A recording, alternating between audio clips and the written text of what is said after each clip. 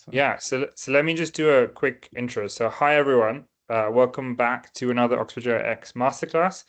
This time we've got one of our community legends, Dharmesh, joining us. Dharmesh has been supporting and helping the community since 2023. Our semi-finals back then, I think, still one of the best panels we've ever organized, with primarily thanks to him and all his YC buddies. He's leads AI at Marcho Partners. He's a serial entrepreneur, and over to you. But as there's a few of us, let's make this an engaging session. So does everyone want to quickly introduce themselves?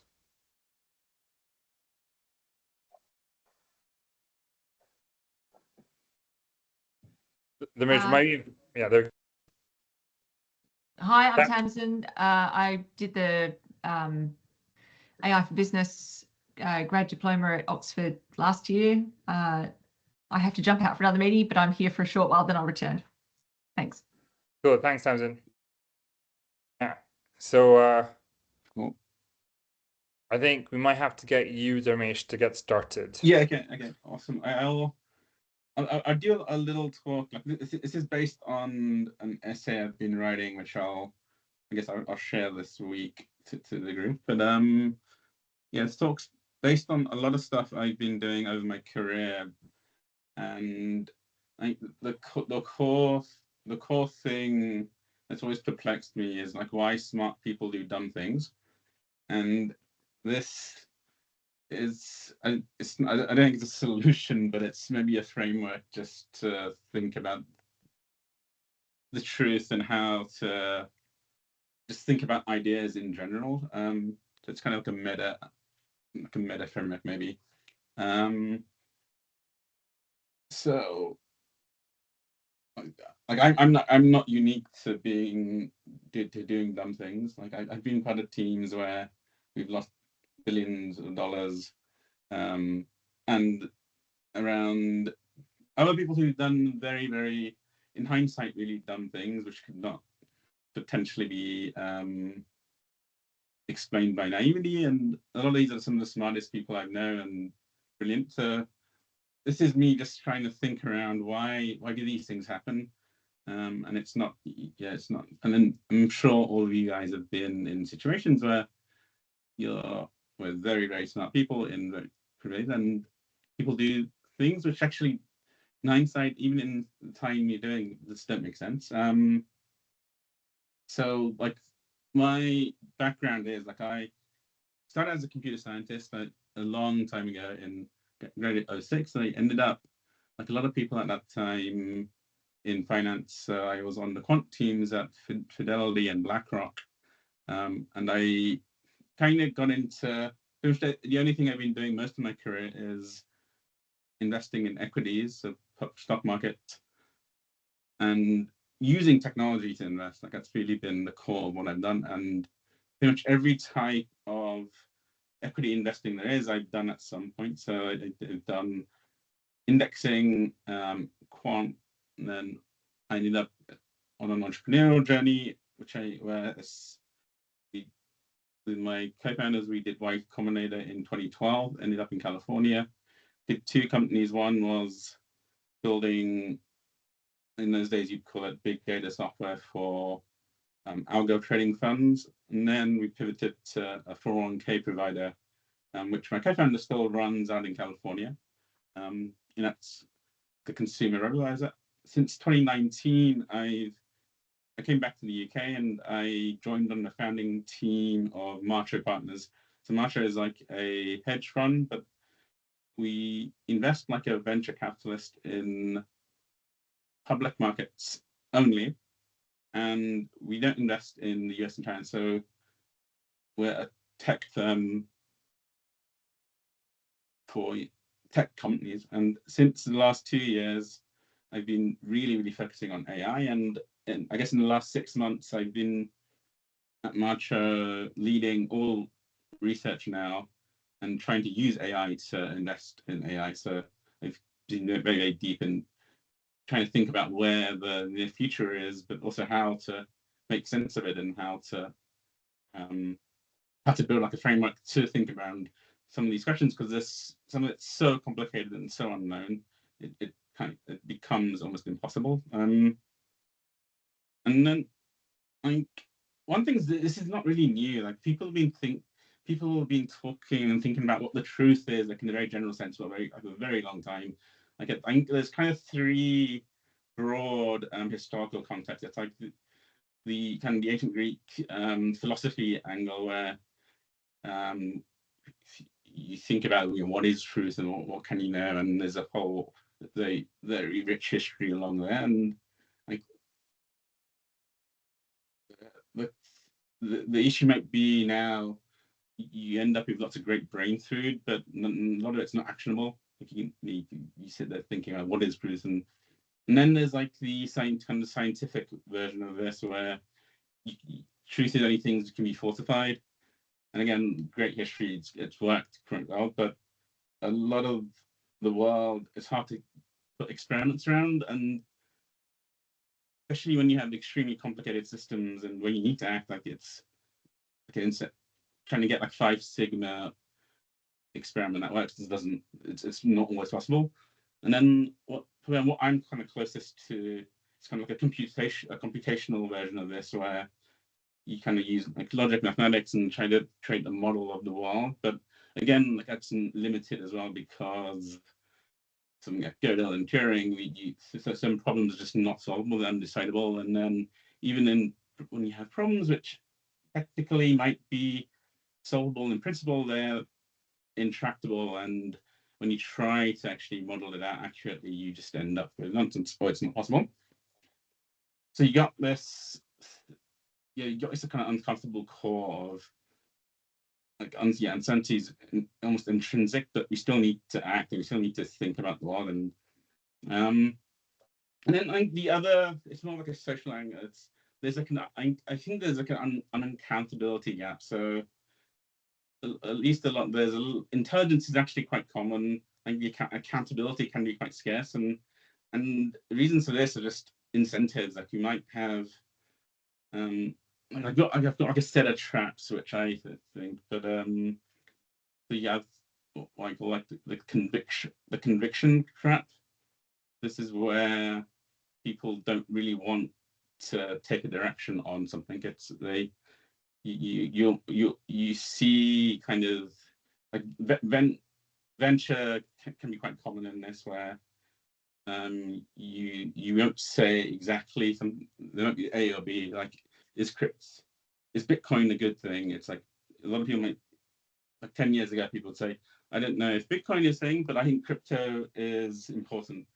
So it sounds intelligent, but actually it just says nothing, right? It just says something's going to happen. And like, why do you do this? Because okay, maybe if you're putting things on the public forum, you might not want to say things wrong, because 2 years later, people will say, okay, you said A, but actually it was right. So you kind of have this thing of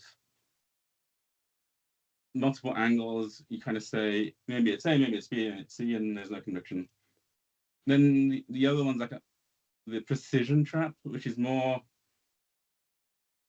you can have like false precision, where this is, for me, this is most apparent in like the OBS when they predict out the economy to 2035 to 4 levels of precision, and you're like, okay, this is just, if you can do that, like you should be the richest macro trader in the world, because in somehow you've got a model of the universe that's so accurate. And there's maybe like a communication bias here as well, because you might want, if someone says, I don't really know, it doesn't look great, but if you say, okay, XYZ is up to 4 decimal points, it sounds more precise, it sounds more accurate, and it sounds like you know what you're talking about, but in reality, you don't, or you think you do. The other things is a consensus. So the classic, like you buy IBM because it's safe. This kind of comes from a groupthink, and kind of what you're saying there is you're putting all your weight on like the most common distribution of outcomes, which really is just saying not much at all, because the consensus, pretty much what the consensus says. Well, the interesting stuff is in the details and where you disagree. But if you just say X, Y, Z, because everyone else says X, Y, Z, it's not an interesting piece of knowledge out there. Then there's like the other things which you guys are probably familiar with, like the Overton. No one wants to say things which are completely outside on the tails because it might not be socially acceptable. It might not be ruin your career if you put views out there. So even though you might believe it. And there's things like stubbornness trap, where the classic sunk cost fallacy. You said something you can't really change because you said you already taken the direction. Even though maybe the data changes, the world changes, you should really change what you think. And then it's quite prevalent in Silicon Valley. We call it like I think there's called like the engineer's disease, but it's also like you see the world, everything's a hammer. Where if you're an expertise in one specific domain, you might apply that to everything when you shouldn't. And I've been guilty of this, where you might be great at programming or whatever, and then you think you're great at macro or geopolitics or how economies or whatever it is. This is quite actually apparent where now, like if you see like interviews with an AI expert, and when you hear like if you're an AI expert now, like the most narrow sense of that might just mean you're extremely good at linear algebra, and then maybe you do, maybe you don't know what is useful to how the economy should look or what politics should be around very powerful AI. So yeah, very limited competence in one domain doesn't necessarily mean, so let's just go to what markets are. So why just a very quick intro of markets are things we can buy and sell. And the most important thing about the market is a price. And then the price that people buying and selling creates the price. And the price really has two features. Like the current price tells you where people think this thing should be, but everyone's got a different view of what the price should be. So the price today is just the average of all opinions. And then the thing which is a bit more uncertain, but it's the volatility of price. The price is moving around a lot. That's also giving you a ton of information. Because really, if it's moving around a lot, people are uncertain, and that's kind of coming into it. So you got two reasons, and then the other thing that's just critical here is to move the price, you have to have a stake. You must risk something.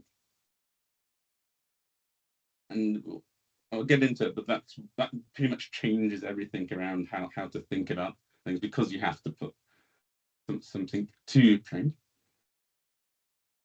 The classic markets, you got equities, bonds, but you also, there's things like credit derivatives, which are markets on betting on how likely a company is to go bankrupt or not. You have prediction markets, you have crypto markets, there's pension markets for everything, like you know. And even though they're an extremely useful tool, they're not perfect. There's issues around some markets are thinly traded, which if there's not much happening on a particular market, it's not like the way to use it as a truth mechanism suddenly become less and less useful. And then you can have issues where not everything can be turned into a market, or there's not enough participants, or there's regulation. So markets are imprecise, but they're quite useful. And it's the two big ways you can use market as a truth mechanism are: one, the market's telling you what the world thinks about what's going on. So the price, the volatility, they're giving you information on what the average of what everyone thinks. And then what you have to do is like you have your beliefs. And then if you can turn your belief into some type of model around it, you should be able to implicitly get a price from that. And if there's a difference, then essentially you can make money. And if you can make money, then that gives you some type of force, some feedback mechanism to tell you if you're right or wrong in principle. So let's think about how some of these traps we can use markets to just kind of solve. So if, again, like, I mean, the easiest thing is like, if you think about conviction or taking the direction of the conviction trap, I mean, you have to take a position or not, right? So if you think Bitcoin or Ethereum, like, you have to buy one or another, you have opportunity cost. And this is where like shorts are interesting as well, because one, it's like, due to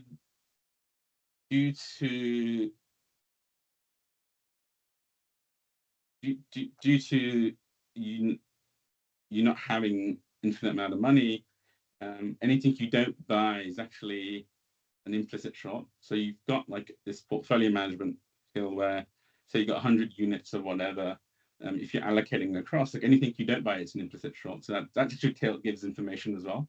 And that makes you order your kind of ideas around the world, because there's only so many things you can put bets on. So anything you don't buy is actually implicit short. If you don't own Bitcoin, it's implicitly, you're saying it's out of the things you could use the capital you have. I don't think it's in the top whatever. The other, so then on the position trap, because there's a price and then you have to stake an amount, like that solves kind of direction and kind of precision and sizing. If you have like a very, very strong conviction on something, you can size it up, and then the difference in the move also tells you how right or wrong you are. So you kind of got something that gives you not only direction but magnitude. So it's like a vector, right?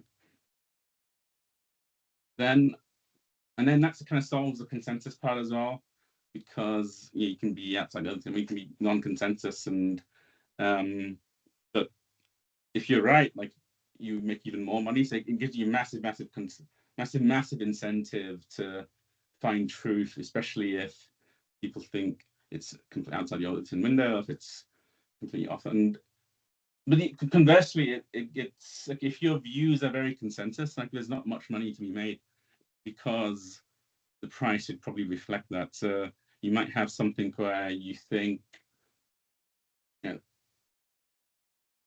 you got some clever model of the world, and you spit out a price, and it basically it's what it's trading at. And you kind of thinking, okay, the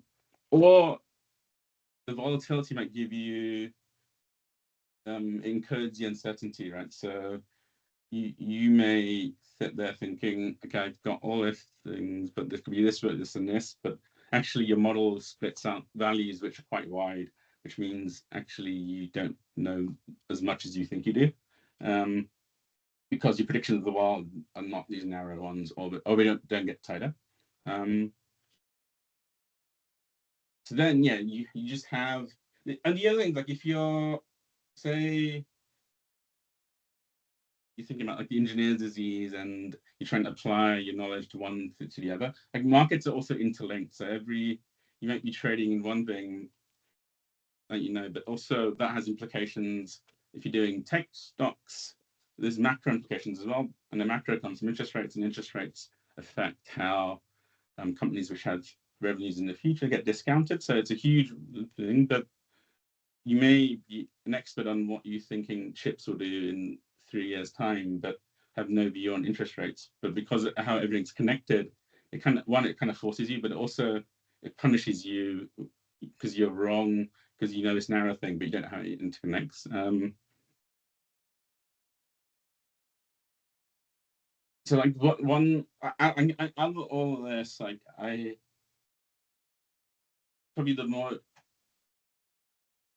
utmost, I call it like a stark thesis, but it's, yeah, predictions that are only meaningful if in principle it can be traded. And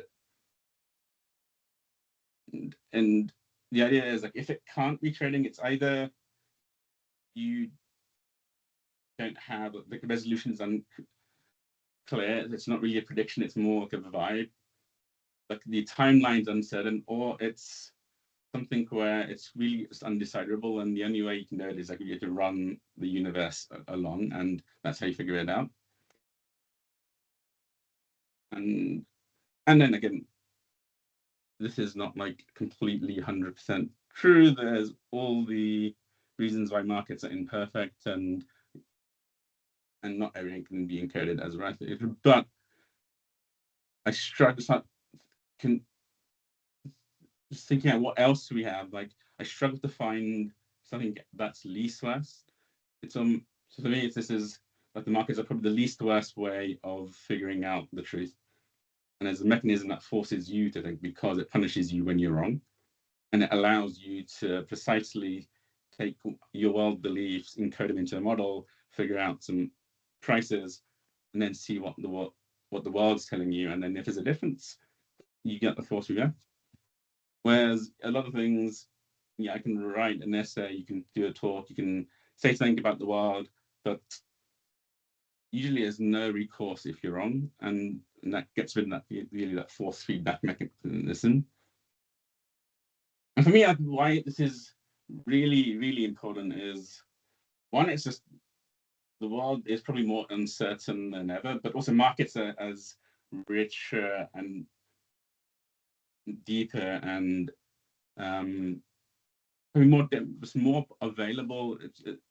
A lot of these kind of consumer trading apps and things like prediction markets and crypto really kind of democratize access to markets. So now we have markets across everything. Anyone can participate in them. They almost cover everything. The depth, it's almost like a fractal, and there's no kind of universal trader across everything. You can pretty much find your niche in anything you want and just trade in a tiny bit of odd.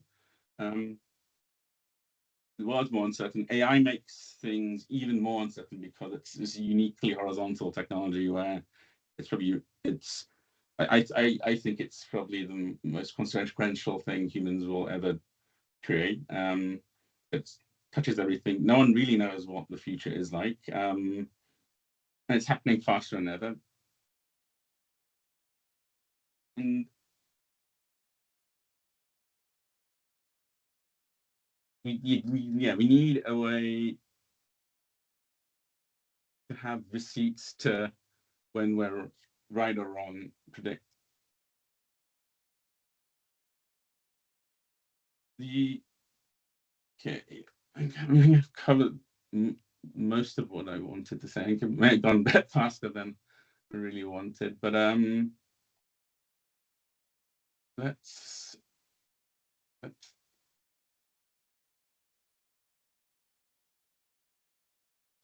are there any questions on just anything? I can go deeper on into anything I've said, but I mean, so I have a question, Dharmesh. Is it okay if I? Yes. I mean, I have actually a few questions. I'm going to start with this one. I'm interconnecting two elements of what you've said.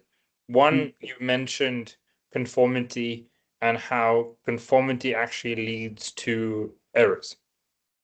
Being on the right is being on the tails, right? Doesn't creating high predictability leads to more conformity? Because everyone follows predictability.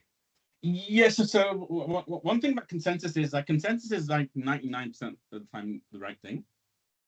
It's just not a high signal. It's like you say you go to your GP and like you don't really want you want them. You say you got a headache and you don't want them to be, oh, let's do some crazy peptide. You want, okay, why don't you try paracetamol? Like the majority of the time, being consensus is the correct thing, but it's not an interesting thing to say because it's consensus. And in the markets, if you have consensus, but almost by definition, you can't make money because your price is the price. Your predicted price is the price. So it's not that it's not that there's no predicted value to it. It's just the default distribution. And this is like where if you're trading the markets, like it's really the only way for you to make money is to find kind of contrarianism. You need to find what's in the tails, but actually is right. Because it's easy to be contrarian. You just say something that's not consensus, but like that's also nonsense because unless it's correct, and then the markets give you a way to find if it's correct or not. Because if you're out in the tails, your price for whatever it is will be different from consensus, the market price now, and that gives you like an obvious trade to make.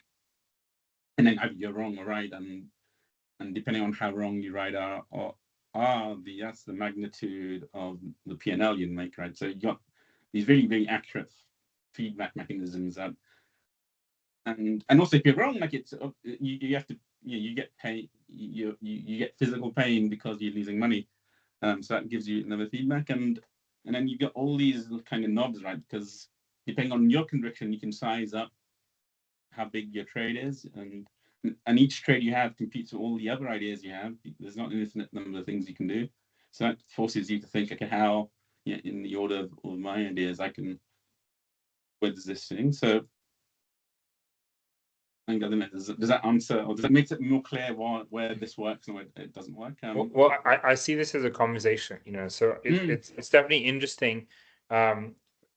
Where the conversation for me, and this, I don't want to take it there because I don't want to have to take the conversation, but where the conversation for me is taken is like, we have, so first it makes me wonder how much of all the markets has actually analyzed.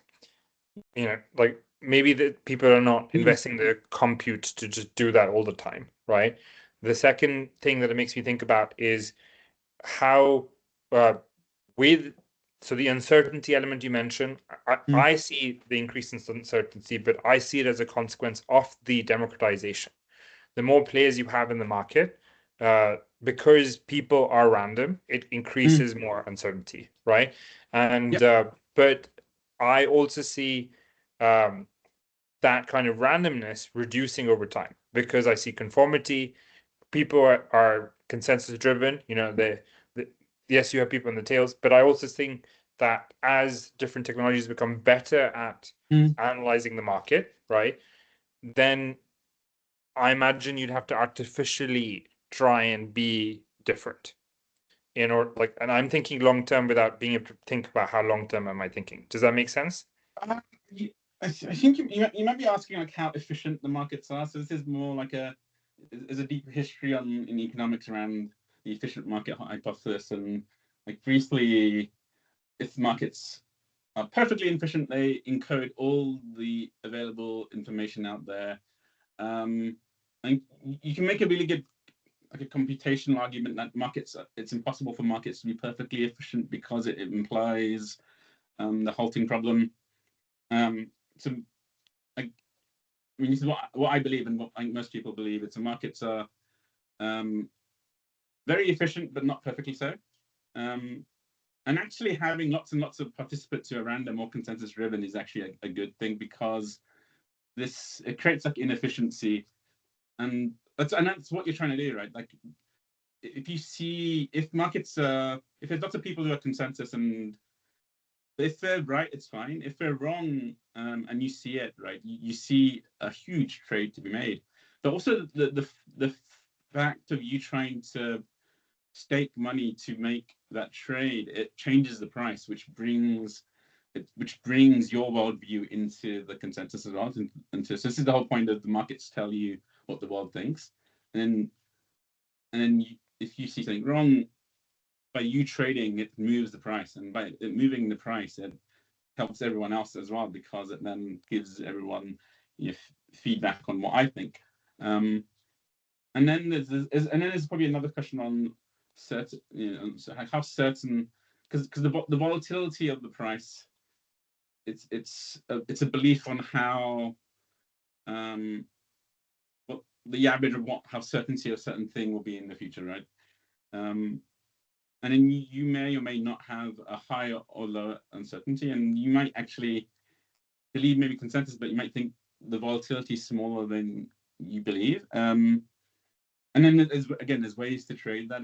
There's like you don't just have to buy and sell things. There's more complicated instruments that you can do, but it's out of the scope of this talk. But if you just think, okay, everyone thinks,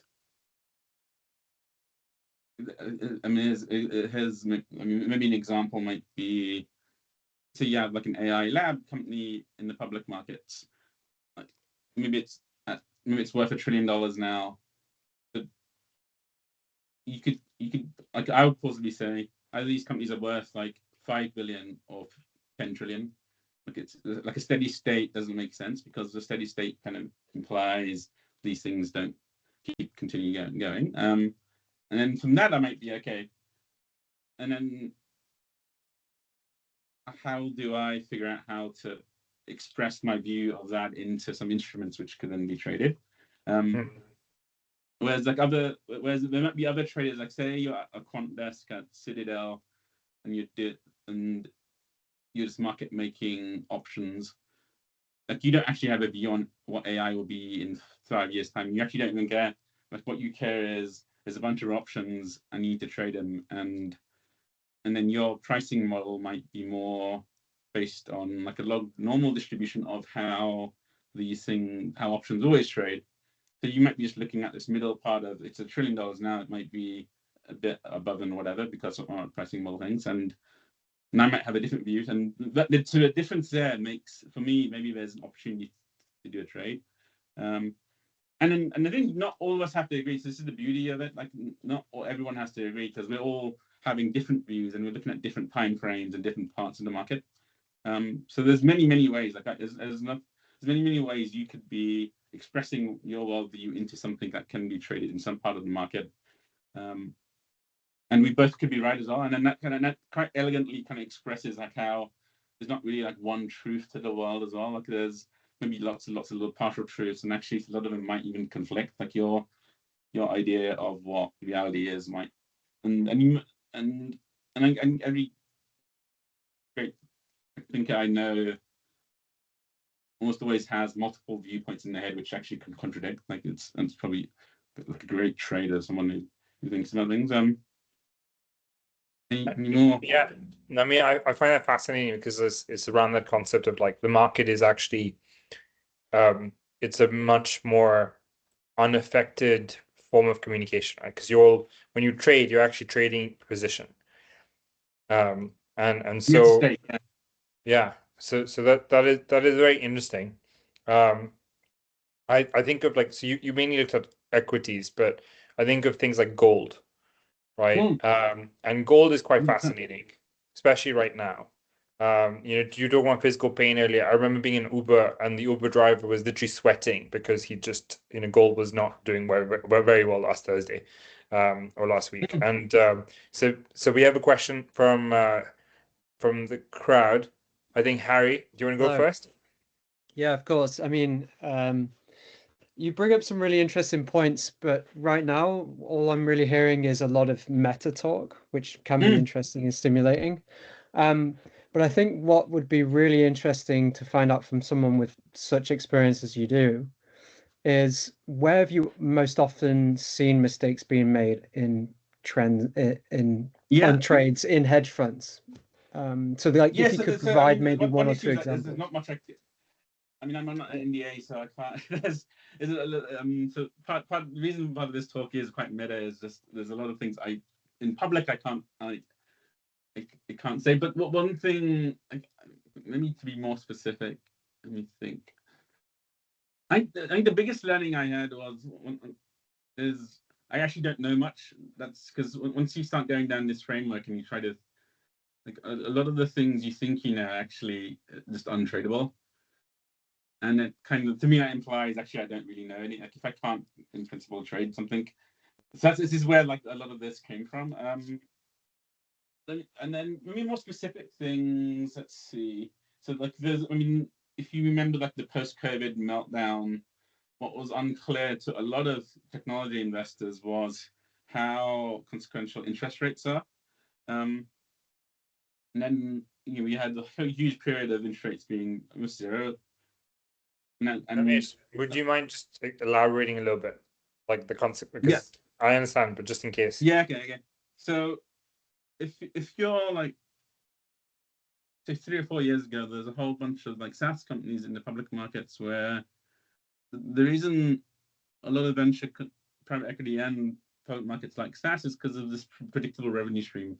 When you have a predictable revenue stream, what you can do is you can kind of model it as like an annuity, or there's X amount of cash flow grows so much, and then you discount it back because say like some dollars in 2035 are worth the interest rate discounted today. So if you I don't know if you may have noticed like a huge number of tech companies went from selling software to kind of licensing it per month. Photoshop used to buy, Microsoft Word used to buy, but then you have all these SaaS pieces of software, and then it becomes very modelable, and becomes very modelable. People like trading things which are modelable, because you can say, okay, this should be traded at 5 times forward earnings, whatever. What a ton of technology investors, including like myself, we just in the interest rate part, like that just was a number which was pretty much fixed. It's been such a low number for such a long time, and what that does with very low interest rates, what it does is it inflates like revenue in the future, and it makes those worth more now. Post-COVID, as all this money kind of deflated, interest rates rapidly went up, and if you own a house or whatever, you probably noticed your mortgage probably doubled. But what it meant is a lot of those cash flows now are worth significantly less. So a ton of software companies collapsed in value very, very quickly, and a lot of people lost a lot of money, and it's because we didn't really have a view on interest rates. And in terms of view of interest rates, you actually have to go out of technology and become kind of a macroeconomics and thinking about all these other things, which like I'm not an expert on. So I mean, that's probably the very concrete way of people losing real money.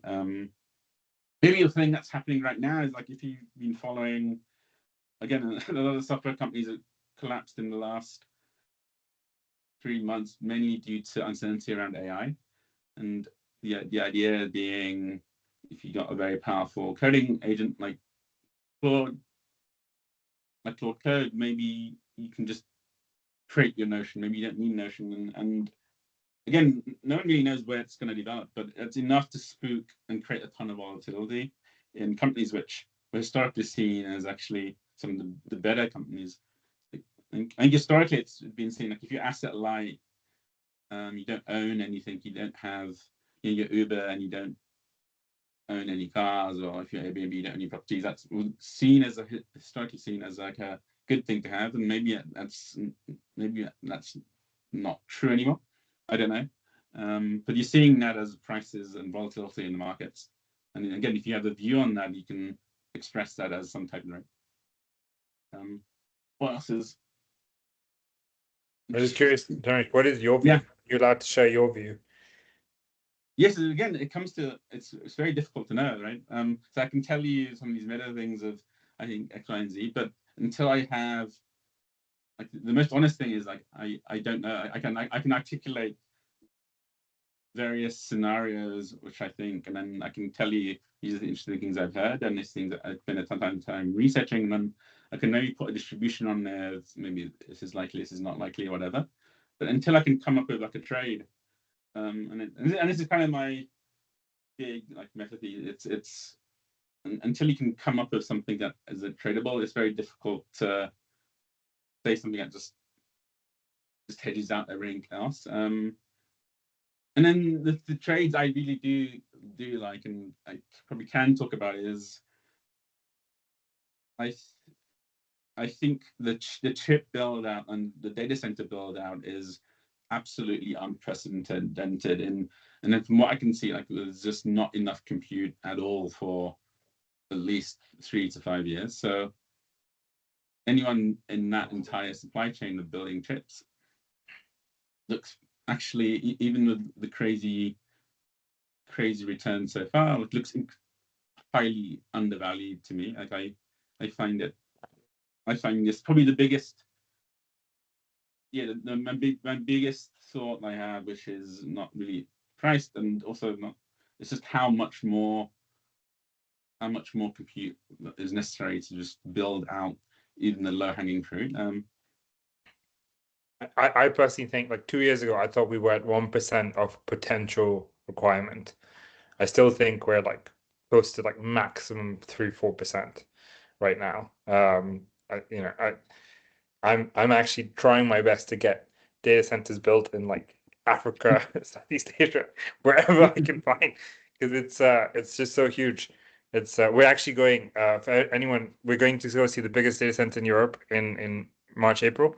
There's a 100 billion deal Microsoft just done with them. I don't know if I can say that, but yeah. Anyway, I haven't said the name yet, but yeah, it's it's very exciting. I agree with you, Dharmesh. That's The data center is insane because when you look through it, there's just a million things come up where this is the thing about AI being this horizontal thing. It's usually if you're a technology investor, you think about software and this, but now it's okay, you got chips, and the chips have to be in. So you got real estate where there's things, and these things have to be wired up. So then that's energy. Like, and then when you get down to energy, it's like, oh, what type of energy? It's like gas. There's so you start going down all these separate interconnected markets, and then when you talk to the real estate guys, and they think about the world very, very differently. Like for them, you're figuring out like some type of return which they can sell off to pension funds, and then you got the energy guys, and they think of energy again. Their models of the world are very, very different, but also. And then you got like the macro guys who are thinking about like, if there's a war in Iran, like what does that imply for oil? What does that imply for gold?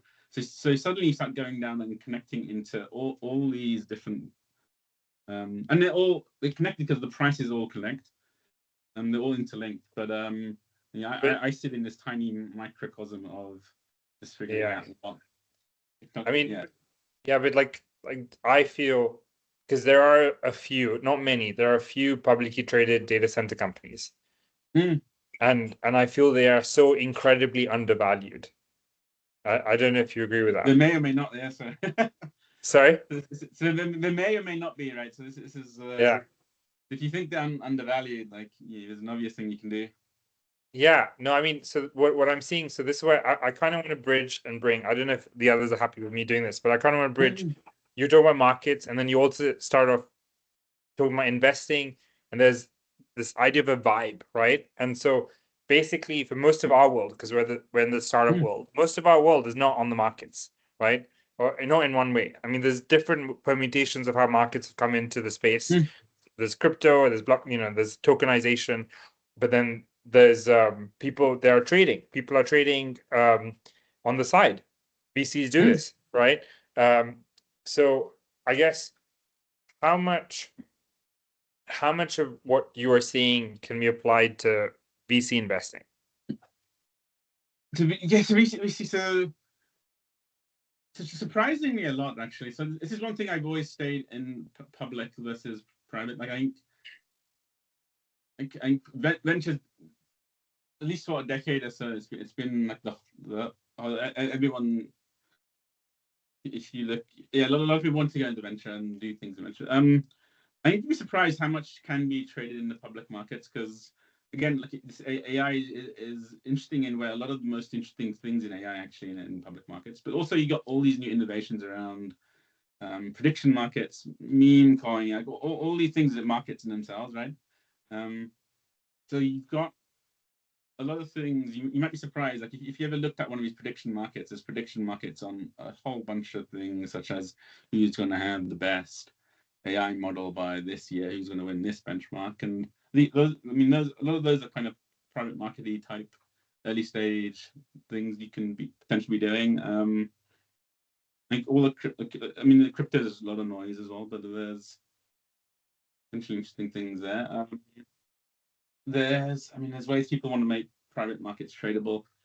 This is something I really wished existed. And again, it is imperfect because not everything can be. Currently, not everything is tradable and not everything is a market. But I think the trend going forward is more and more things become some type of market, and once it becomes a market, then you get all the properties that makes markets great. I mean, I'm pushing in a certain direction. Apologies for this, but like it's that sense of you talk about conviction precision trap earlier, or consensus. So with VCs, a lot of VCs conform, right? There's people who are backing, and then at earlier stages, I'm talking about up till Series B, really. The more money you have, the higher chance you have, right? Because you'll survive. And then you have a lot of. I mean, some VCs are very good at protecting their own, and the people who conform they are building a consensus not based on having a position, So because again, they're seeing a you have to trend. look at incentives there. So if you're in, Yeah. say you're a new VC, like what are your incentive? One, it's you want to get into hot companies, because it's not necessarily you'll make money on them right now, but for you, like you need to raise your next fund. So you raise a bit of money, and then in 2 years' time, you have to raise the next fund. And how do you raise the next fund? And you say, well, I'm really good at investing in these companies. Look at my portfolio. And again, those companies haven't exited and not IPO'd because it's early stage. So what do you do? You might try to invest in companies like a famous VC's invested, because then you can say, look, I co-invest with XYZ, so I'm really good in getting into deals. And I mean, and it's the difference between public and private markets as well. In private markets, like the deal, not every deal is open to you. Like you have to, there's this deal making element where you have to go out into the world and do the deal. And that means one, you have to find it, but then you have to also be allowed to participate. Just because, whereas in public markets, it's open to anyone. So this is this beautiful democratic ability where you don't have to be in some social club and be invited and be in the right things. You can just sit there in your bedroom and buy and sell. But that creates different incentives. So private markets, the deal making element, you have to be. And then in private markets, if you buy something, you can't really sell it. And that basically comes down to, so you haven't really got a disincentive or an incentive to change your mind. And like the beautiful thing in public markets is, like, if you might have such a huge amount of conviction on something, you stake a huge amount, but then like on a random Tuesday, you read something or you talk to someone or you change your mind. Like there's actually a huge incentive to change your mind faster, because then you can just sell the position and change whatever. Because so this again is this force correcting mechanism, which a lot of things which you don't find in private markets. So you might see, like, VCs, if you invest in a company for the rest of the life of the company, you have to say that it was a great decision, because even if it wasn't, because when you try to raise more money, if you said, I made bad decisions, that doesn't look great. Like and there's nothing you can do, right? Whereas in public, you made a bad decision, but you change, that's great, right? Because then you can say, okay, I've data changed, I changed my mind, and you've got proof. Like you didn't sit there and lose money. So I mean, again, guys, please ask questions, because I like asking things that I want to talk about, So yeah, what's on my mind around this topic is also, like, especially with, so there was a nice video by one of the founders of A16Z about how business models are changing, and you talked a lot about SaaS earlier, right? And we are seeing one model that we're seeing is percentage of value created. And so okay. it's like, so this actually, I started seeing this 5 years ago in social media. Okay. And it's basically a lot of influencers were like, if I help you increase your sales, right, I want a percentage of that sales. And it became more and more popular. And now we're seeing this in startups. We're not seeing this here in the UK as much, but we've had several startups try to attempt this at a B2B level. Very difficult unless you are aware of the value you're creating, right? So again, going back to what you were saying, curious about how you see these changing business models are going to change the market. So what's a specific question? So it's like, first of all, are you seeing this trend as well? The bit like divergence away from SaaS? Yeah. So I talk about SaaS as a business model, or I'm happy to look at it from both distribution angles. for like enterprise. SaaS as a business model, that's becoming.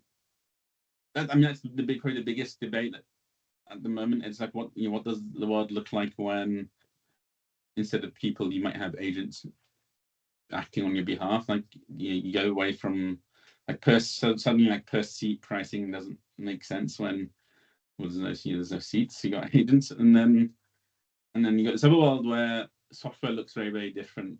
Instead of, I mean, I see it in my own workflows where before you'd be using pieces of software to do things, and now I'm kind of creating software on the fly to do specific things I want to do. And in the background, I've got data coming in, and I'll pay for data or I'll pay for compute, but I don't really want to pay for some SaaS thing which I'm not going to use because I'm not using it. My agents and my code is using it. There's that. And then I think your question is more around distribution, right? You're saying. Well, I mean, so using what influencers, giving commission to influencers. Well, I see that as a model. So we have Martin saying something. Let's give him some energy. Yongxi, DeepSeek was in fact a quant hedge fund in China, but in US, EU, we haven't seemed to see any quant hedge fund type of foundation AI research company. Why is any trend? You may have not, but actually you see like a lot of the people who work at the AI labs or ex-quants. Like I think OpenAI's head of recruiting used to be at Hudson River, I think Hudson River Trading. So actually, a lot of there's a big overlap in the type of people who end up at the AI labs or doing kind of quant trading. And it's the same. And then the core reason is like both of them kind of reduced to building models of the world and really just linear algebra in the end. I mean, I know, just to add very quickly, Dharmesh, I know in 17 actually, 18, there was a startup that I used to go meet in Redwood in the Bay. And they basically built a neural network to analyze Stanford's library. And they were then going to repurpose that neural network for quant trading. So I do think these things have been talked about or looked into for a while in the US and otherwise. I just don't think. People did. And again, it's one thing is like if you figure something out, you probably don't want to tell anyone as well. So this is something which I find not annoying, but it's I guess partly because if you ever put anything in the public, there's this it's very difficult to think, especially if you want to talk about things in this crazy distribution of the tails, because like 3 years later, someone on Twitter might say, "You said this," and so a lot of the best thinking I see ends up being in these private kind of bubbles, which is not. I think it's a shame, and it's just partly because nuance is very difficult when you publicly publish anything, and also if you got some edge, probably don't want to tell anyone because you may. Yeah. I mean, you don't want to tell anyone, but that's because it's becoming so easy to execute. The old saying, I mean, I see this a lot, right? Like no one cares because it's so hard to execute but it's becoming so much easier. Yeah, and actually, I believe that a lot of fun are probably more secretive than they need to be. Partly as a regulation part to it, where if you say something in pub, it can be seen as marketing or whatever, and so there's a very strong regulation on it. So for most public funds, it's better just not to say anything because you can get sued. And then I think if you're doing things like if you're doing these short term, like I don't do quant really, like I said in the previous life, but a lot of these are like kind of short term strategies where it really doesn't matter if you figured out some little hack which works, and there's always a decay on how long that works for. But the style we're doing now is this long term kind of stock picking where we're really thinking years out into the future, and actually I think for that it doesn't really matter if you say what you think, because most people want to just disagree with you anyway. But also if you can get it 10 people might think the same way as you, and the famous thing that there's short sellers out there who'll do a ton of research on what they find is like a a company which looks suspicious, and then they'll put like a massive short position on, and then write like a big publicly a report out to tell everyone. And that's actually, I mean, they're doing I guess, good for the world in telling telling you there's potential fraud out there. But again, that comes with a massive it's painful being out there, because they end up getting sued. There's cases where short sellers have been like, what was it? And yeah, people using connection. So there's sometimes there is a premium to not saying much. Was like when you had some, situation like Reddit, remember when people went after GameSpot and a few other, like, do they get, GameStop, there you go, Jack, were they, I can't remember, were they getting sued? There's a lot of not like, I mean, GameStop was like that was brilliant. Like I love the whole GameStop thing. That's and there's this like I think more I think Wall Street Bets is amazing, because it's exactly what the future should be, where there's no I don't think there should be a gate on it should be no gate on you participating in ideas and executing them, right? Like the world's open to anyone. It shouldn't be like you have to be at some fund and go through fancy process and fancy CV to be allowed to trade. Like it should be open to everyone. So I thought that was pretty hilarious. I mean, for me, it's like it's such a relevant element of power, right? Like it was like one of the first striking moments of like how power is distributed now. And like I'm hoping one day with Oxbridge-AIx, and it's being recorded, so it might bite me in the ass, but like we as a collective, we just like fucking do whatever, It's like you got 1,000 AI companies, so just like fuck it, let's just do this, That's I think it's a trend towards what I really think, because I think a lot of people they thought this is just like a one-off, just anomaly, but actually having these widely distributed markets that are open to everyone, like I really think that this is the future of where this is going, where if it's open to anyone, it's deep and wide enough across every single domain, and anyone who's got an idea can trade it and use it as a way, as a mechanism. It's not just it's just not just for a small set of hedge funds in London and New York. I mean, so I do think with computational strength, it just becomes, I mean, what is the difference right now? Fundamentally, it's like who has access, right? That isn't necessarily changing, in the sense that people who have access. Ideas, right? So what you want is like, it's not even like who's got the most computational or whatever. It's who's got the best ideas. So that's really the beauty here. It's if you got good ideas, then you have a mechanism to execute. Going back to earlier when we were talking a little bit about the VC kind of and SaaS, and we're talking about different business models. You don't mind if I just end that circle? Yeah. So from the conversation, the value in certain business models is reducing uncertainty, both from a purely business perspective, but also from a perspective of like people need to they want to trade oranges with oranges, not apples and oranges, right? And so with the VC segment in particular, they're looking at how do you value certain companies, how do you understand certain companies. How do you feel that is changing? Because I mean, is this part of the reason why you've seen such interesting valuations?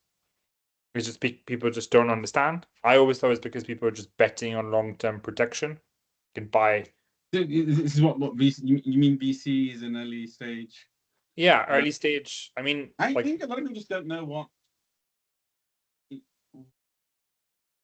the near future looks like. So this is where the volatility comes in. Like up until recently, eventually there was like some framework. It's like maybe you're doing some enterprise, you find some niche enterprise problem, you build an MVP, you get some customers, you have a business model, you hire salespeople. Like there's a spreadsheet, and the spreadsheet looks like, okay, in year 5 there's this, and there's previous companies that have done similar things. So there's there's valid comps evaluation, and then it made VCs comfortable and investor. Whereas now it's everything looks like everything's up for grabs. It's I find it exciting because now everything is up for grabs. Doesn't matter how big or small you are. Like you can be an incumbent that's been around for 20 years and it looks like you're never going to go, and then your stock's down 50% in 3 weeks because so suddenly like 2 guys and a bunch of Claude code and tokens can replicate what you're doing. So that's for me, that's fascinating. It's not. If you're, Sorry, and keep going, please. No, but whereas like if you in venture, it might be quite scary because again it's difficult to change your mind. Like think when you're in a venture fund, like you raise a bunch of money and then maybe you've got really 5 to 20 shots you can take, right? And then once you invested in those, then you can't change your mind. You can't really, and then all the best deals happen so quickly. There's all this social thing of if a company's suddenly raising a lot of money, you might not have time to make a decision. So it creates all of things that the social thing that makes humans make bad decisions can maximize that. Jack, do you have a question? So Jack has a question, then we have Yingxi's again. Okay. After you, Jack.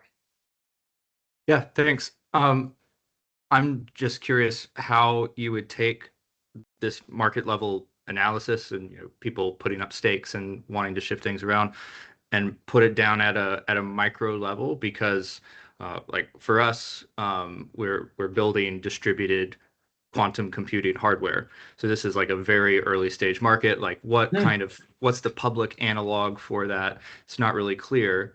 But we want to try to find people who do have some stake in this and get traction that way. So an example of this, right, is we're thinking about what kind of stakes people can put up, and early career researchers who are pouring all of their research efforts into distributed quantum computing, thinking that this is going to be valuable in the future, and trying to figure out what we can do with them to collaborate and show that there's some kind of costly demand for what we're building. So do you have any ideas or examples? That's actually a great one to do.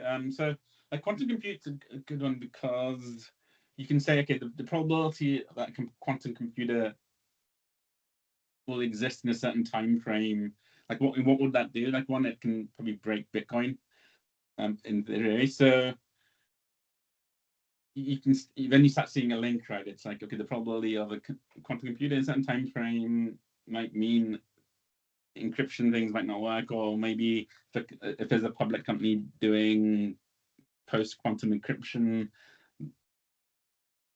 those should be related, right? Like all the uncertainty around what happens, how will Bitcoin go to like a post-quantum hashing algorithm? That's completely related to that. So sometimes you can find these things like that, and then it's like, how do you, if you think, I mean, there's a few stocks that do quantum computing, but and then again, markets are not like completely perfect, right? Like a lot of times you might not be able to trade it, but and here the issue might be that the claims are so the distribution outcomes are so wide.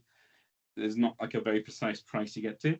And then so again, it comes down to this thing of it's hard to, like, if you knew like, okay, we will have a quantum computer in 2028, that turns into very much something you can trade, like something you can make it like a shit ton of money on. But the reality is, it doesn't matter how much of you're expert and how much research you do now, like the bands and what you can predict will be wide, and that's probably is reflected in the volatility of the price. That's it's a good example to bring up. The other thing's prediction is there's definitely prediction markets on these things where when will we have a quantum computer? When will so many qubits be? And if it's not, you can create one as well. So that's a great And then I guess like this was the second part. Is like, how do you figure out for yourself? That's like, yeah, I guess that's kind of where some of the art of going to be a trader, doing these things. It's hard for me to know exactly what insights you have, which can then, that's one part. It's like, what insights do you have? And two, it's like, how do you convert that into something that's tradable? And that second bit is a bit of an art, but it's not. You maybe just ask ChatGPT Pro, and then you might be able to come up with some ideas. So we have another question from Yongshe.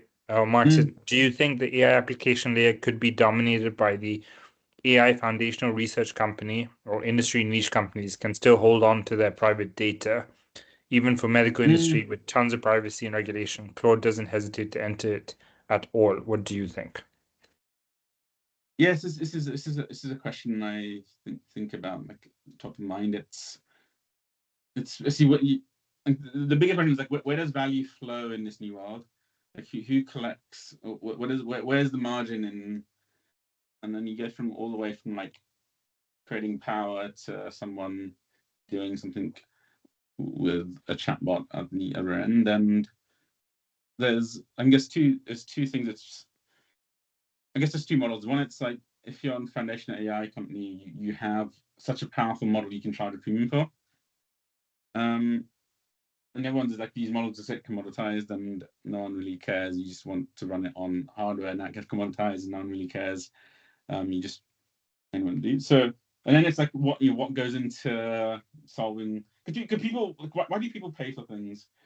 People pay because it solves, they don't buy technology, or it solves some problem for you. And it's usually like, you're trying to make money, so you buy something that helps you make more money, or you're probably trying to get laid, or this is the classic things, or you're scared, like fear, greed, whatever. Fear, greed, lust is like the classic. So that's what you care about. And then it's like, okay, what does this, what if you're paying for something now, if there's a new version of it, does it allow you to do any of those things you care about any better? And then if it's an AI product, then what do you have inside an AI product? You have LLMs as data.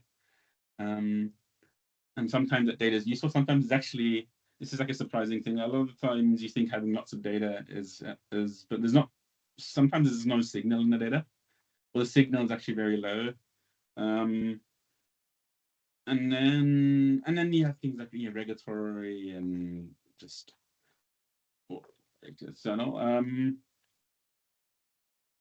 So, and then you think case by case. So maybe in certain things, like in medicine, there's probably a ton of data which might actually have lots of signal. Like if a firm has it and it's not on the public internet, the LLMs don't know anything about it.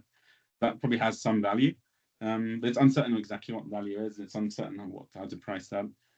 And again, if you had a bit of a stronger view on what all that's worth, then again, you could turn that into a price. You could say, this drug company has done all this research on so and so, but now, and with powerful LLM, they can monetize that and into something else, and that becomes more valuable. Or vice versa, you could say, these companies have done all this research and they've got all these things, but actually in this new world, that's not useful anymore, because whatever, like a powerful AI just looks at your DNA and figures out some medicine for you. You don't even need to do all this. So again, like I don't know the answers to these, but at least there's some type of framework where you can go, and if you do have any insight, you can then turn that into some type of trade. And there's a whole bunch of people who trade biotech companies, who most of them are like, yes, scientists or ex-scientists. I mean, for what it's worth, my 2 cents, because Yongshe was talking to me about this last week, is that you can only control what you can control. And if you can't control something, does it really make a difference? No, it's so that's, a lot of that goes into more the philosophy of religion and Sure, yeah, that's my background. Yeah. But also it's like there's some type of framework here as well where if you can't figure a price on it, you can't control it. If you can't trade it, then you don't need to worry about it because what else can you do? Well, I mean, with price, it's easy. You just keep saying a price till someone says yes. Like, and then you're signaling people that you're just trying to find the lowest price or like a certain price. Well, also it's like, Yeah. what do you know? Can you control and what can't you control? So this is one thing where if you can Well, come up with for me, I guess it's a very caricatured version of what I'm trying to say, just to make it a bit more. But if you can't come up with like a even in principle a trade for it, then you can't control it. So maybe you shouldn't. Yeah. Yeah, I mean, Maybe like, turning like, I mean, I can't control within, the context of Yongshi's question. I can't control what other big companies do with their time. I can't control it. All I can do is the best I can do. I can, and well, like, how? what Sorry? I really like it is like it gives you, because of the structural nature, there's so many different things you can do. You just have to find one. Like you have to find whatever you're good at, what part of the world you have some insight or some edge on, and you figure it out. And it also gives you like in reverse, it's if someone does have an edge or doesn't know something and they're not staking it, then also it tells you like maybe they're not as an expert. So this is not. So it's not really an argument against experts. It's an argument against kind of experts who don't have some type of stake, right? Yeah. And it's not even that clever. It's just saying you put your money where your mouth is. This is interesting you say, because I find elite environments not edgy enough. Because they don't have any stake, right? So this is the thing where so you can be a consultant and you say things, and if it works, it doesn't work. Like you're not getting fired. Like you're even incentivized to not say things which are too out there because you might get. So it comes down to the traps I had in the beginning of.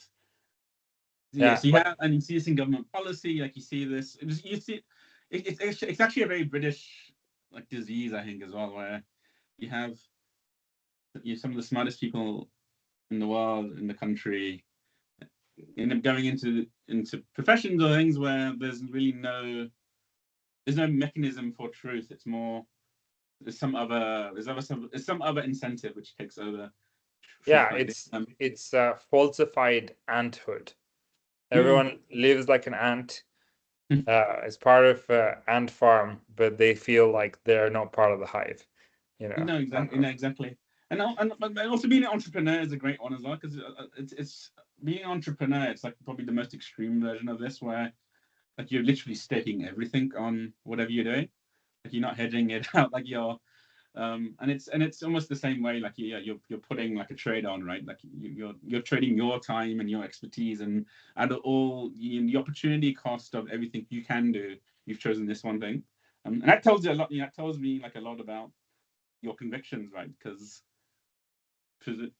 people might think XYZ is a great thing, but like if you quit your job to work on X, that tells me a lot. And then I think markets are kind of a generalized version of that, where but yeah, you can even think of like just the choices you make in everything else. It's almost the market, and people think so. This is where like you can say markets are really everywhere. Like like the partner you choose, like it's a market transaction, right? Like I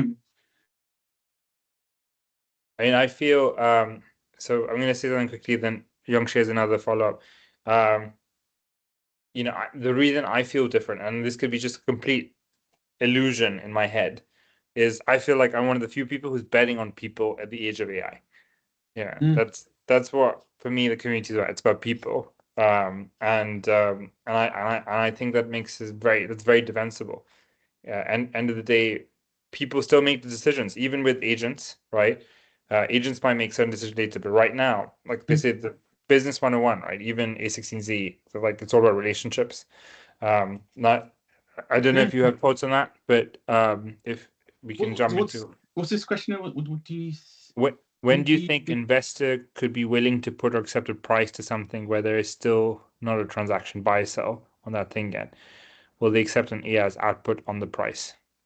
So if there's no, so let's say you don't have a traditional way of evaluating a company, right? Do you feel so there's no traditional way. So this is one point of markets. There's no right way, right? There's only a price, and the price is the average of what everyone thinks. So this is a kind of, maybe it got lost in the as a subtlety, but there's no kind of truth. It's just there's a price, and the price is the truth. There's nothing. But I think he's thinking more. He's thinking much more smaller potentially. It's like, do you feel that AI will be trusted enough to just give you a price and it will be followed? I mean that already happens, right? Like, I mean, if a lot of forget before AI, like machines do 99% of trading anyway, and they're figuring out what the price is. But I'm not sure I exactly understand the difference. Youngshi, do you want to have another go at explaining, or do you want to? Yeah. We've got Narcissus is also typing. Narcissus, feel free to. Okay. Do you think sovereign AI will capture a significant portion of the AI market value? I don't personally. Sovereign AI, you mean like models funded by like states, or? Yeah, I'm guessing so. Narcissus, would you say that? It'd be difficult. Governmental led. Say that again? Commonwealth fund led. Yeah. So like Norway, you know how Switzerland right now is trying to build its own model. Probably. I mean, I'm not personally betting on that. Like at least at this point, it seems that the top 3 labs are so far ahead on where they are, but also on near-term capex to get to the very near models. It's very difficult to see how you could. You'd have to.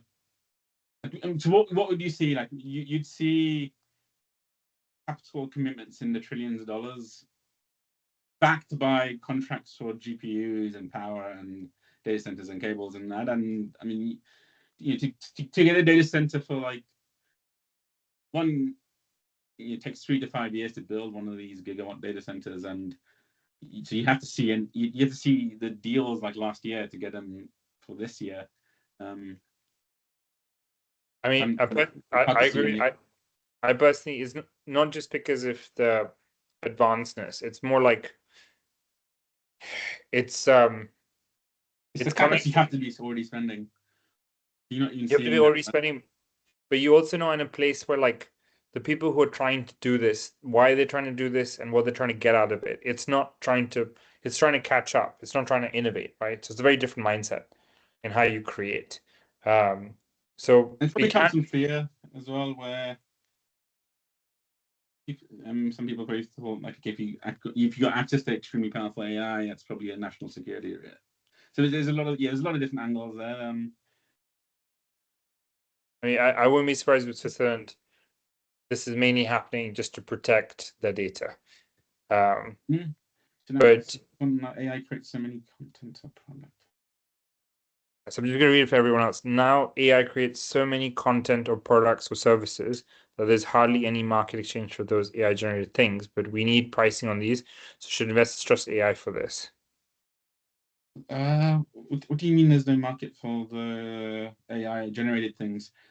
So if no one's paying for it, right, the value is zero. Right. There's always the market. Like if people are buying, if you make a product and no one buys it, like okay, so yeah, the sovereign. That's good context. Is yeah. Sorry, I'm skipping around, but just going back to the sovereign AI point again. Like at something where again it just comes to this uncertainty of what's going on, and no, again, because no one knows exactly how any of this would develop. People have ideas, you can think about it. But yeah, one line of thought ends up being where you see like all the companies who are ahead are all US. And then there's a bunch of Chinese companies who are incredible as well, but they're basically blocked from chips. So they can't and due to not having access to the latest chips, it's almost impossible to generate these next gen models. And it's really hard to see extremely powerful next gen models out, not from one of the US labs, just due to the size of commitment and capex required, but also what's already happened and being bought up. You're almost at a point where even if you had the money, you can't buy the necessary parts of it. And not only and not only you have probably the scarcest resources like the AI researchers. We only have a few hundred people in the world who can.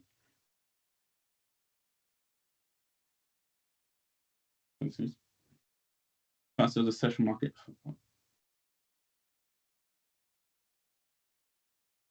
So this NFT thing. So it means that if there's no pricing, there's no pricing exchange. I mean, this means no one wants it. There's no value, or there's no information there. I mean, if I had to like put an edge to this, right? Yeah.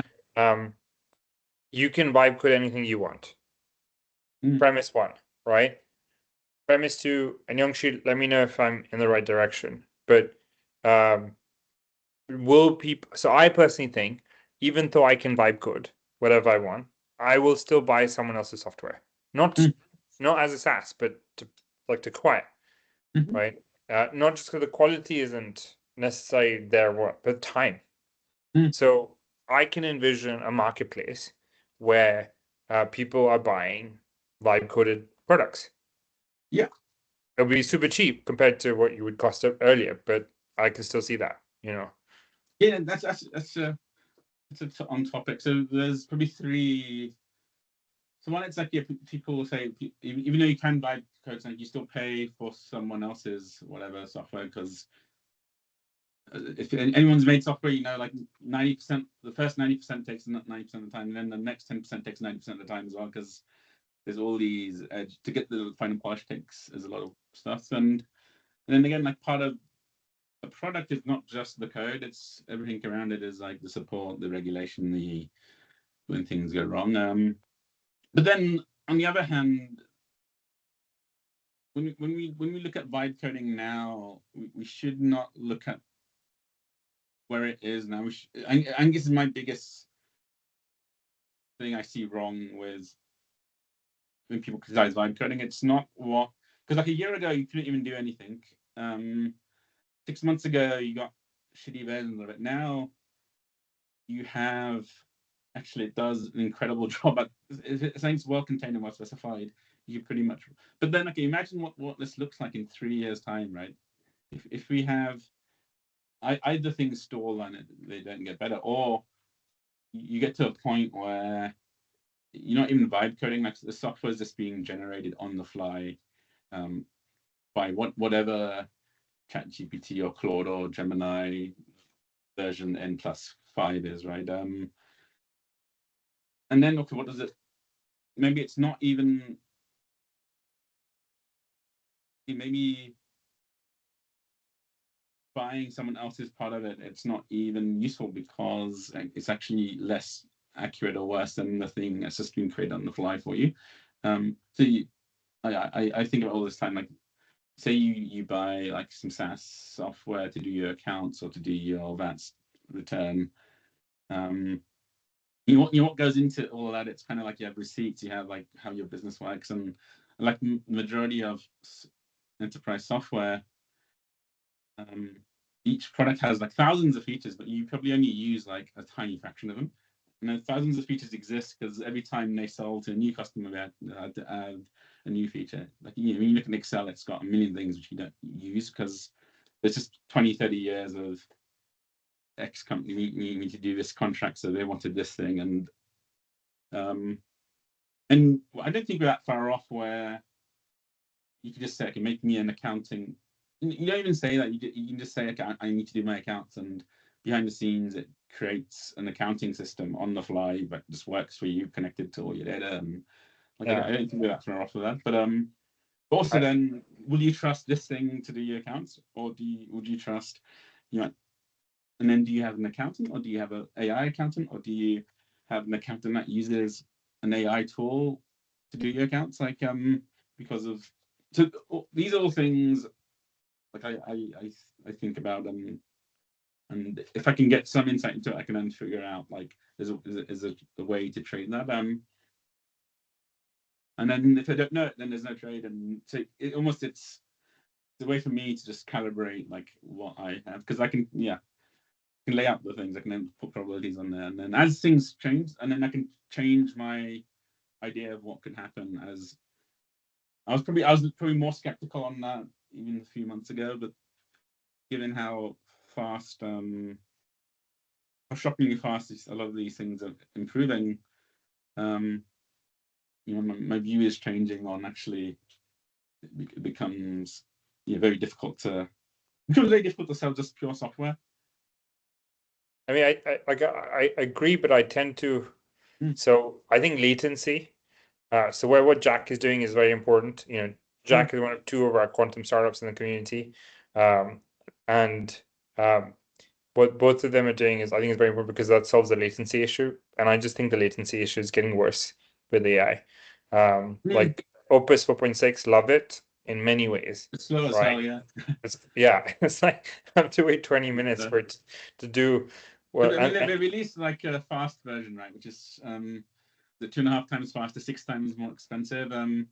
But again, I think this is just a compute bottleneck. Like once the amount of chips amount of GPUs you need to serve these things at speed it's really just orders of magnitude of what we've really had in a long time in computing. So it's a difficult problem, but it's very much a brute force problem. We just need to make a lot more chips, and suddenly, the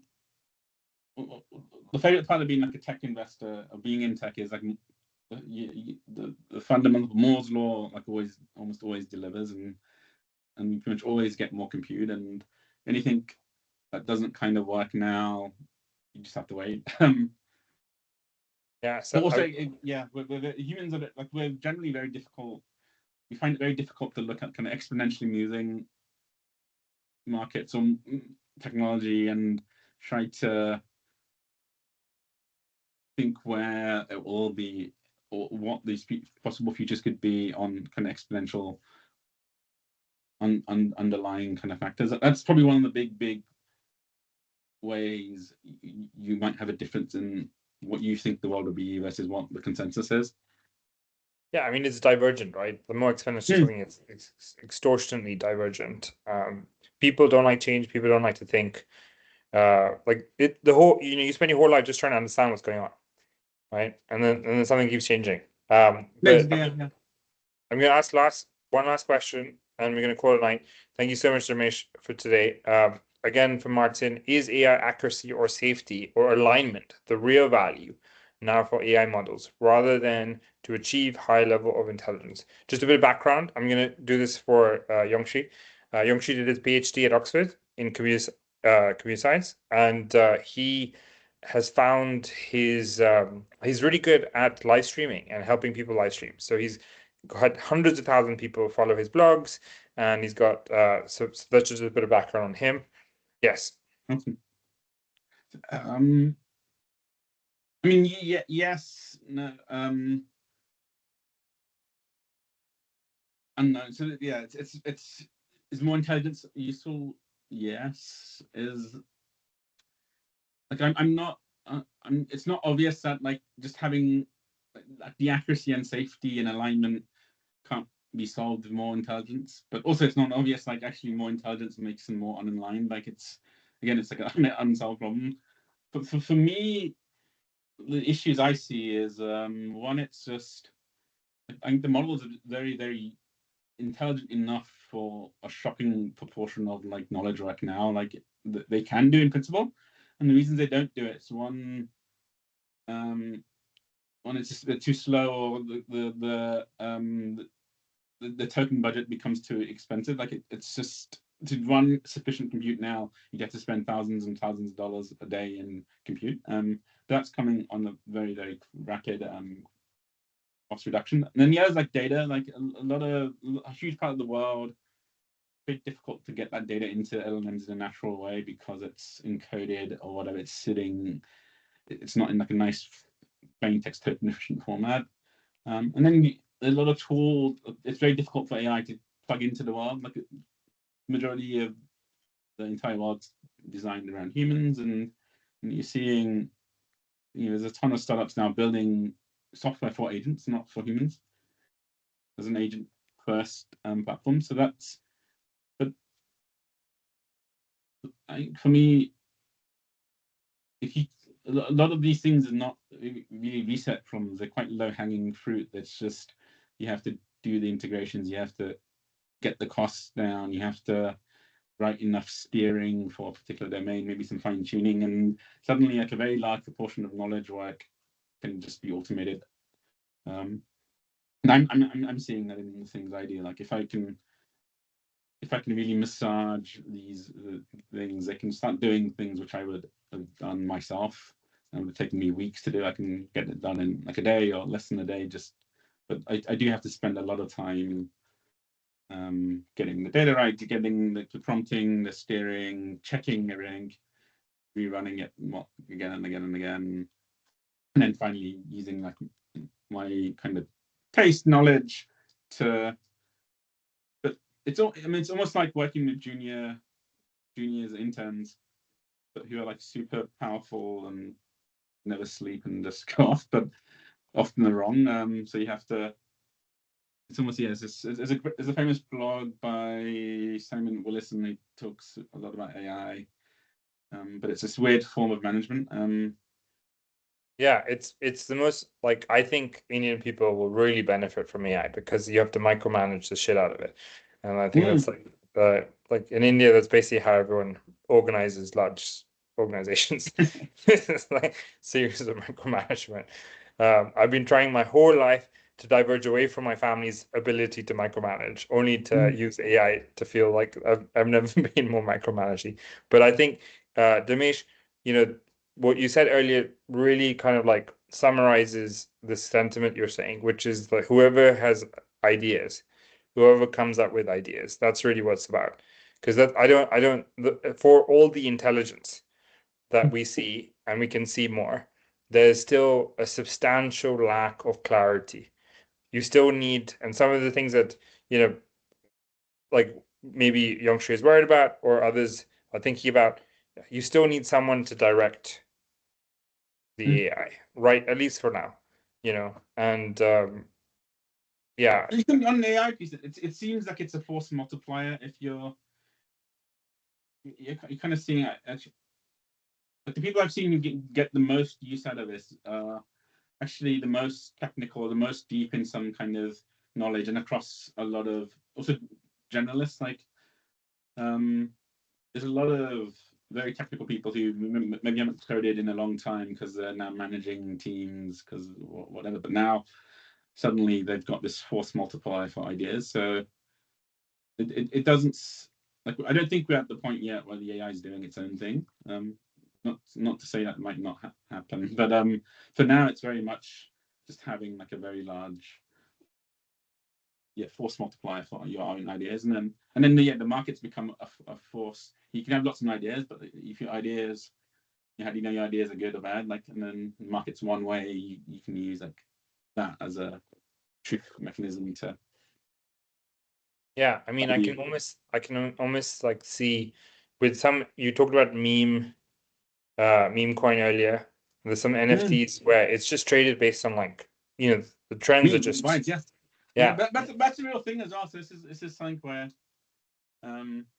if something's really getting popular in this, like the zeitgeist and whatever, you can spin up like a meme coin, and if you're early, right, you can make money on that. And then even though people are dumping, but it's a perfect example of why markets are so useful, because it's a way, by incentivizing people to want to stake something, because to make the meme coin you have to put some whatever Solana down, so you have to stake things, but also if you're right you can make money. So it aligns incentives in a, like, it's very difficult to find other things where you can write a blog post on why this so and so is great, but if you can create a meme coin, and that creates mechanism. And then if you see another one which you think is going to blow, it's right on the money, you can buy it.